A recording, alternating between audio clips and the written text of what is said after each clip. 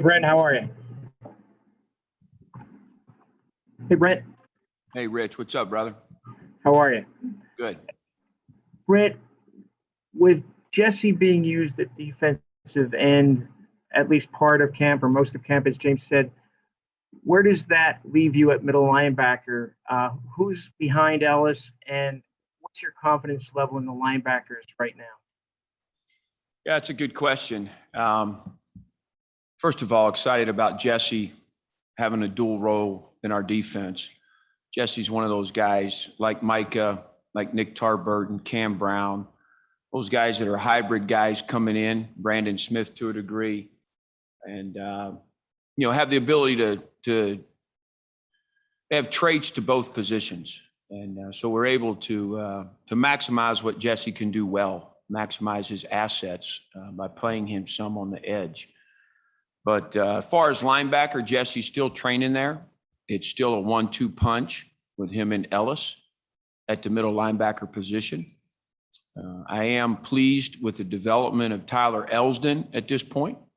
Tyler is a good young linebacker, works very hard at it, had a great spring, got better practice after practice. I expect him to have a good camp and be in position to help us if he needs to.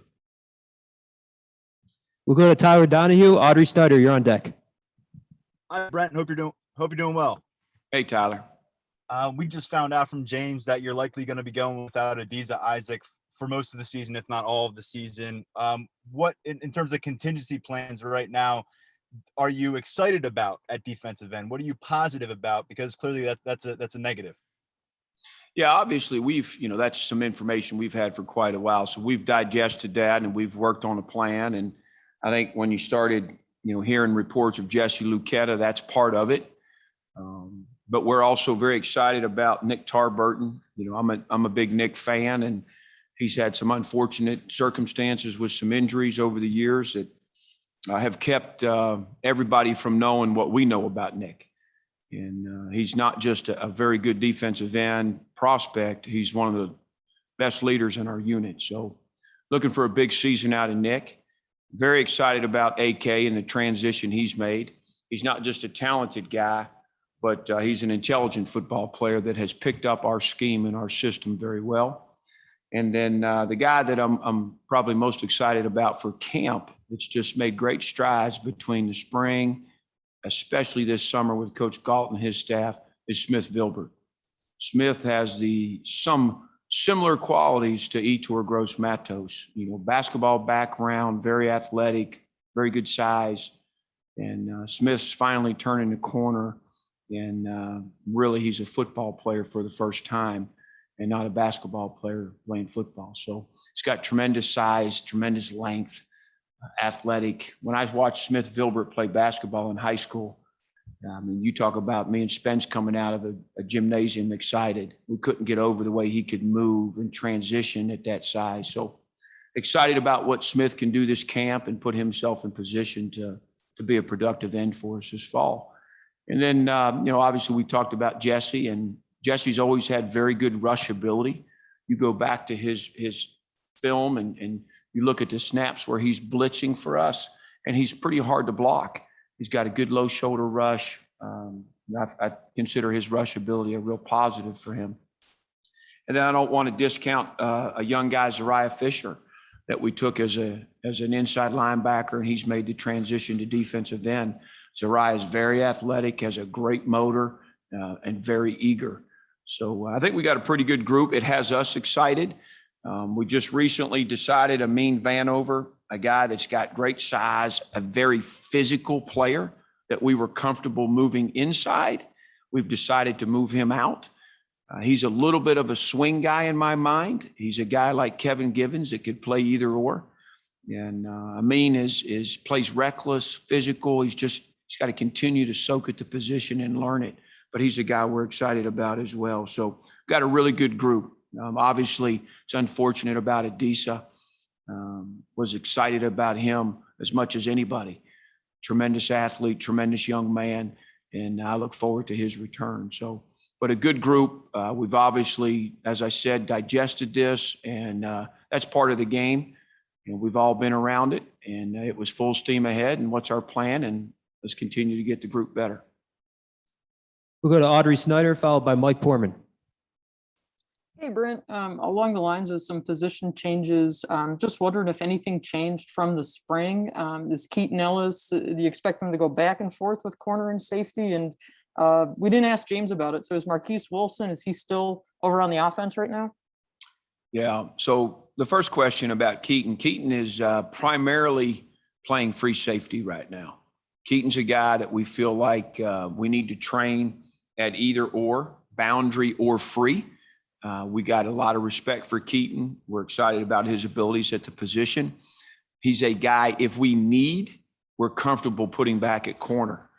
This wasn't about him not being good enough at corner. It was about possibly his best position potential being safety. So we've got good depth at corner right now. Marquise is primarily working with us, but expected to have a role offensively.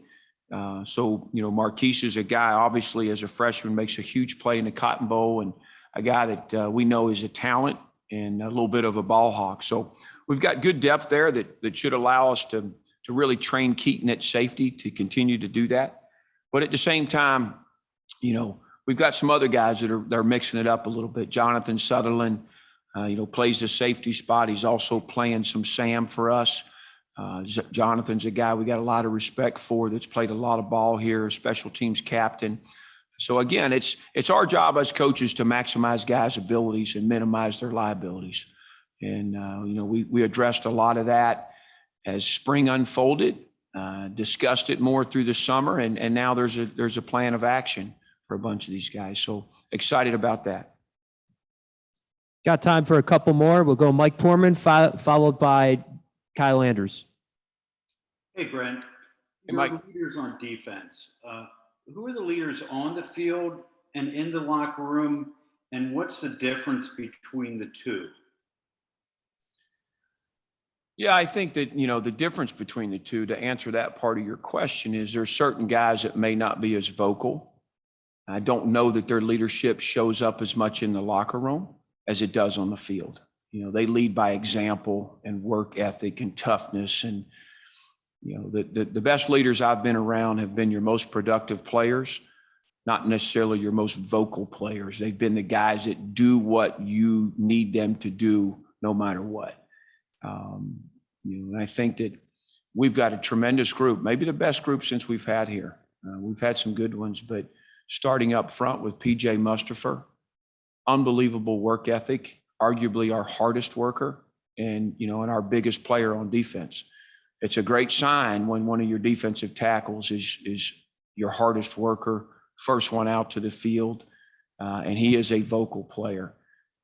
Nick Tarburton, as I mentioned, a little bit more of a leader by example and work ethic and maturity. Not so much the vocal aspect as some other guys. And then, of course, at linebacker, we're very fortunate. Ellis Brooks and Jesse Lucetta, have played a lot of football here. They've been around a long time. Intelligent football players, both extremely hard workers, and both vocal guys. And then I'm probably, Tariq Castro Fields, fifth-year guy, true fifth year. Again, just a very mature, great worker, has become a vocal leader, and just tons of experience, and excited about Tariq and his decision to return. And then a guy that to me has really impressed me and surprised me to a degree with his leadership qualities is Jaquan Brisker. He has always been one of our best workers, but his consistency off the field, the maturity he shows right now, he's speaking out, he's holding guys accountable. I'm super excited about the role he's taken and the growth he's shown.